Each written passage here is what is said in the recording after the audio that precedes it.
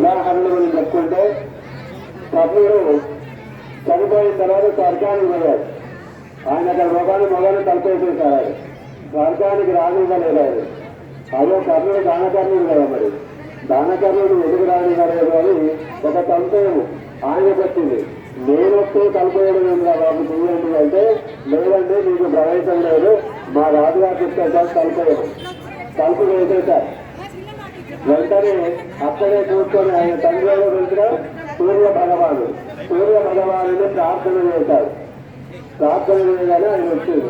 ఏదైనా ఆయన అంటే, నాన్నగారు నన్నే లోపలికి పోనివ్వట్లేదు, మరి మిగతా వాళ్ళ పరిస్థితి ఏది? నేను ఇన్ని దాన ధర్మాలు అవసరమైతే శరీరాన్ని కూడా ఇవ్వడానికి సిద్ధంగా ఉన్నాను, అంటే ఇట్లా చేస్తే మరి మిగతా వాళ్ళ పరిస్థితి ఏమిటి అనగానే ఆయన చెప్తాడు, అన్ని చేశావు కానీ ఎప్పుడైనా నువ్వు అన్నదానం చేసినవా అని అడిగింది. అంటే చేయలేదండి అని. అందుకే నీకు స్వర్గలోక ప్రవేశం లేదు. నేను గట్టిగా చప్పట్లు కొట్టచ్చు. ఎందుకంటే చాలా మంది అనుకుంటారు బ్రహ్మోత్సవాలు బాలరెడ్డి గారు మనం చెప్తున్నారు, మీరు వెళ్ళగానే దాచిపెట్టుకుంటున్నారు అయ్యగారు. దాచిపెట్టుకోవాల్సిన అవసరం లేదు.